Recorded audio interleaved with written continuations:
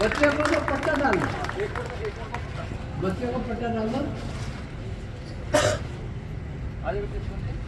और इसका तो पगड़ी नहीं है, इसका पगड़ी पहना दो बड़े वाले को।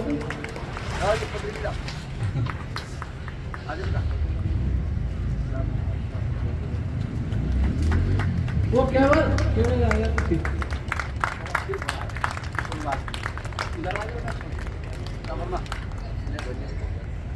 उसका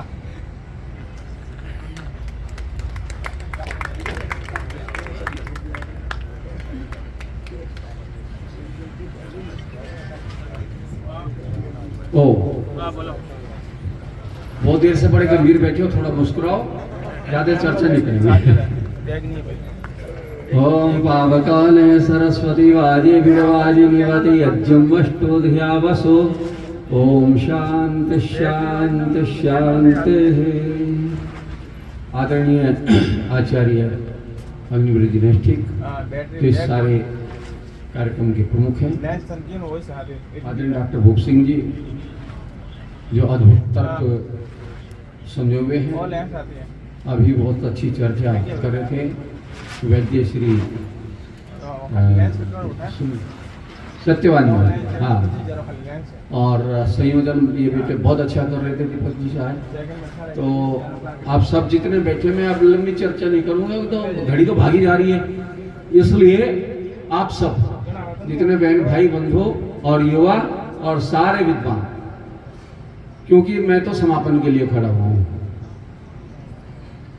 और बहुत अच्छा अपने श्री मुकेश जी, तो मुझे चर्चा लंबी नहीं करनी, क्योंकि बोलता तो पर हुआ क्या, वो कहानी है ना डॉक्टर। और ट्रेन में एक तो साधु बैठा था और एक जो है ना माता बैठी थी, बड़ी उम्र की थी। साधु थोड़ी सी उम्र का था और वो माता बड़ी सी उम्र की थी। तो बातचीत चल रही, तो साधु से पूछा आपकी उम्र थी, तो थोड़ी सी नो बोल रहा जी मैं तो 102 साल का हूं। अच्छा, अब माता को पूछा, वो कम से कम हुई 60-62 साल की, आपकी उम्र? बोल मैं तो बस अभी 28-32 की हूँ।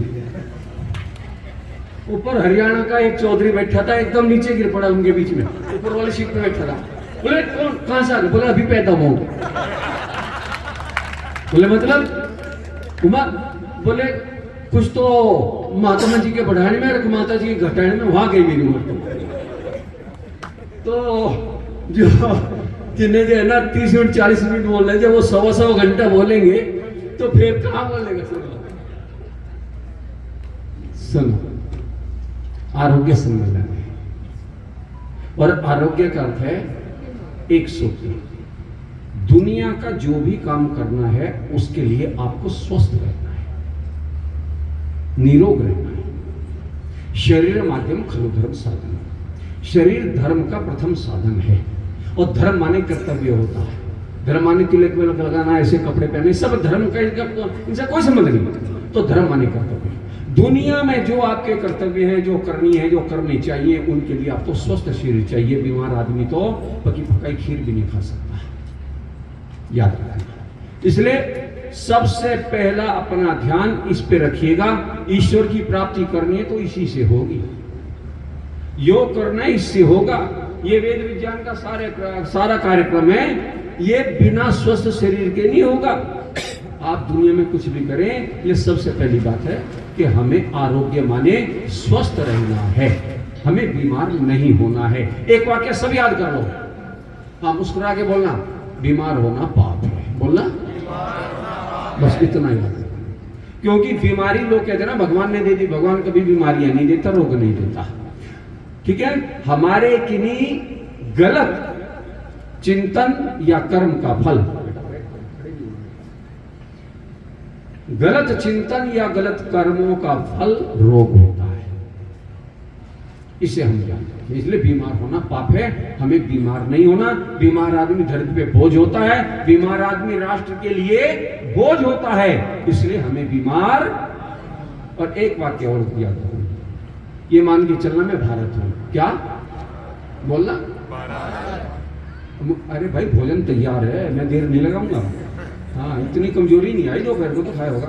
मैं भारत हूं, इस वाक्य को भूलना नहीं। और हम हैं, याद रखिएगा। अगर मैं बीमार हूं तो भारत बीमार है, मैं बीमार हूं तो भारत बीमार है, मैं स्वस्थ हूं भारत स्वस्थ है, मैं मूर्ख हूं भारत मूर्ख है, और मैं समर्थ हूं तो भारत याद रखना, मैं भारत हूं। अगर विश्वास ना हो तो कभी शीशा लेके घर में एक बड़ा सा शीशा लगाना, और बड़ा सा शीशा लगा करके उसके बराबर में एक भारत का नक्शा लगा देना, ठीक है ना? मानचित्र ले आना और शीशा लगाना और बराबर में मानचित्र लगाना, शीशे के सामने खड़े हो जाना, भारत को देखना, बस खड़े होने का थोड़ा सा तरीका इसे कर लेना। मैं दिखाता हूं। दाहिना हाथ ऐसे रख लेना, ठीक है, और ये, और बाएं हाथ को खोल लेना। बोलो भारत का नक्शा बना के नहीं, बोलो।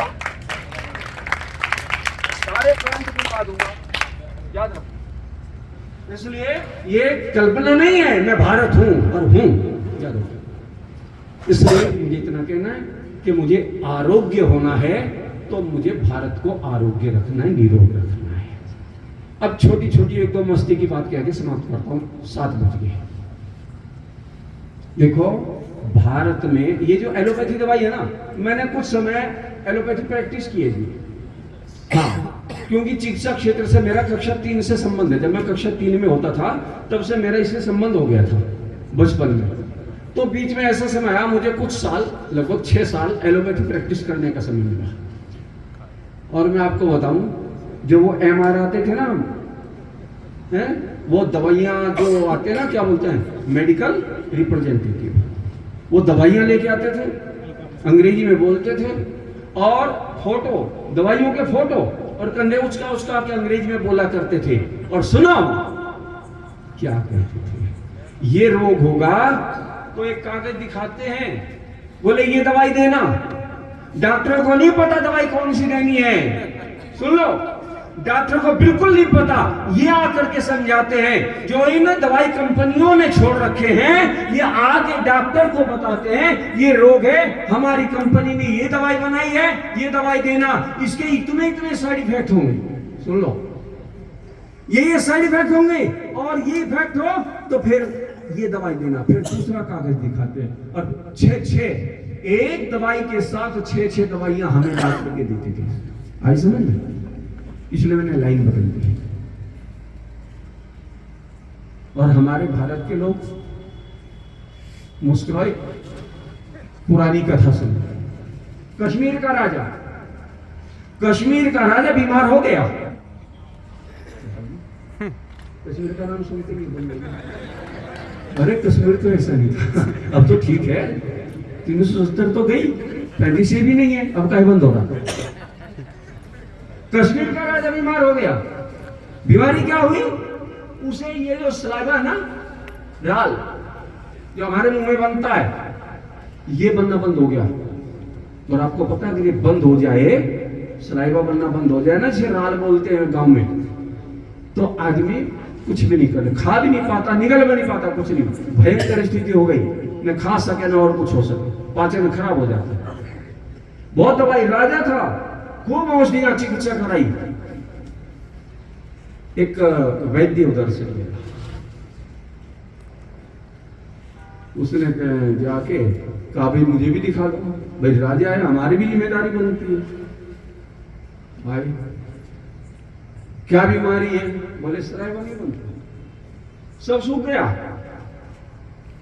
न नाक से कफ आता है, ना गले से आता है, ना ये जो मुंह में नाल बनती है, कुछ भी नहीं, सब खुश्क है।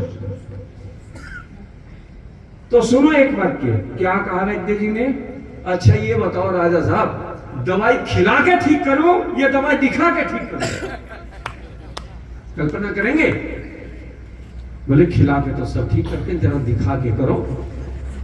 बोले ठीक है, दो युवक बुला लो, दो युवक बुला लिए, बोले 2 सेर नींबू ले आओ।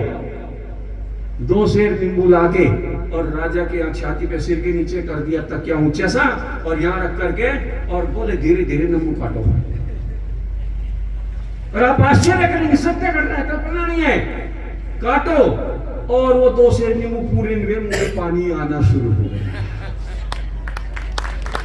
ये है वैद्य, ये है चिकित्सा, ये आयुर्वेद, ये हमारी परंपरा। छोटी छोटी बातें।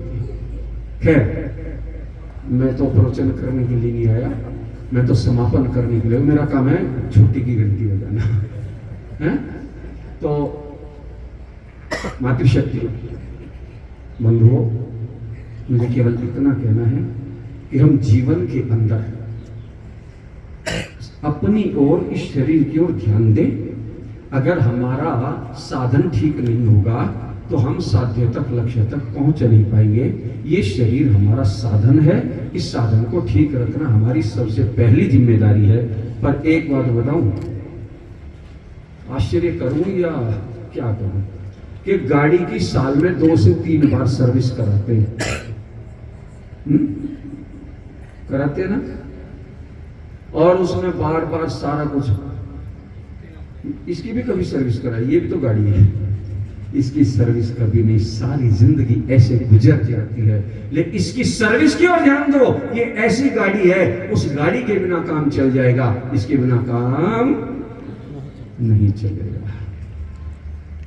तो इसलिए ये एक बहुत महत्वपूर्ण बात है। दुनिया के अंदर मूल तो वेद ही है। सब विद्याओं का महर्षि दयानंद जी महाराज कहते हैं, सब सत्य विद्या और जो पदार्थ विद्या से जाने जाते हैं, उन सब का आदि मूल परमेश्वर है। और एक जो सूत्र है आर्य समाज का नियम, वो ये है कि वेद सब सत्य विद्याओं का पुस्तक है। मैंने रेकी सीखी, रेकी स्पर्श चिकित्सा, और जब आधुनिक मानते हैं लोग, कहते हैं आइए उधर विदेश से, और जब मैंने उसे सीखने का प्रयास किया तो मुझे मंत्र जो दिया गया वो अथर्ववेद था। और सुन लो सब, मंत्र क्या है? अयम में हस्तो भगवान। ये अयम माने यह, में माने मेरा, हस्त माने हाथ, भगवान है ऐश्वर्य वाला है। अयम में हस्तो भगवान, अयम में भगवत्तरः, अयम में विश्व भेषजो, अर्थात ये मेरा हाथ समस्त, भेषज कहते चिकित्सा है। अयम शिवाभिमर्शना, ये इसका मसलना, चेहरे पे फेरना, शरीर पे फेरना, ये भेषज है। तो छोटी छोटी बातें हैं, तो इसलिए प्रवचन भी नहीं, भाषण भी नहीं, कुछ भी नहीं। अब तो मुझे एक बात अच्छी लगती है कि यही एक ऐसा कार्यक्रम है जिसमें YouTube चैनल को आचार्य जी का जो है ना वैदिक फिजिक्स, बच्चे लोग उसे पढ़ते हैं, सुनते हैं, देखते हैं और चले जाते हैं।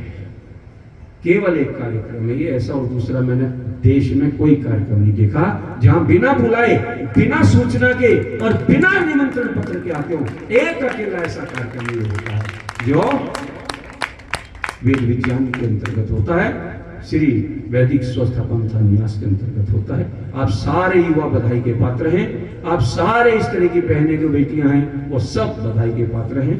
और मैं इन्हीं शब्दों के साथ आचार्य शांति पाठ, और कोई सूचना है? हाँ, एक सूचना, अपने जो श्री मुकेश जी हैं, मुकेश सरकार जी, तो उनका जो प्रवचन था वो अधूरा रह गया था, और कुछ चीजें बड़ी महत्वपूर्ण थी उसमें, जिसमें वो क्या दिखाना था उन्हें, वो क्या था जी, वो कुछ बता था मुझे, तो वो दिखाना है। आप उसे जरूर एक बार, वो इसी पे दिखाएंगे, क्या है ये, मैं अंग्रेजी जानता नहीं हूँ, तो इसी पे दिखाएंगे। तो अभी मेरे बाद आप जरा सा उन्हें, हाँ शांति पाठ तो करेंगे ही, तो उसके बाद आप थोड़ा ज्यादा नहीं, 10 से 15 मिनट है, बहुत नहीं ना, 10 से 15 मिनट आदरणीय श्री मुकेश जी वो अपना थोड़ा सा बचा हुआ जो कार्यक्रम है आप उसे अवश्य देखेंगे, ठीक है ना। अब उसके बाद रात को तो ज्यादा बैठना नहीं है, खाते रहना खूब, क्या दिक्कत है। चल तो शांति के साथ शांत होता था। ओ द्यौः शांतिर अंतरिक्षं शांतिः पृथिवी शांतिर आपः शांतिर ओषधयः शांतिः वनस्पतयः शांतिर विश्वे देवाः शांतिर ब्रह्मा शांतिः सर्वं शांतिः शांतिरेव शांतिः सा मा शांतिरेधि। ओम शांतिः शांतिः शांतिः। बोले सत्यानंद भगवान की। मुकेश जी आप आइए और उसे पूरा कीजिए। सबका धन्यवाद।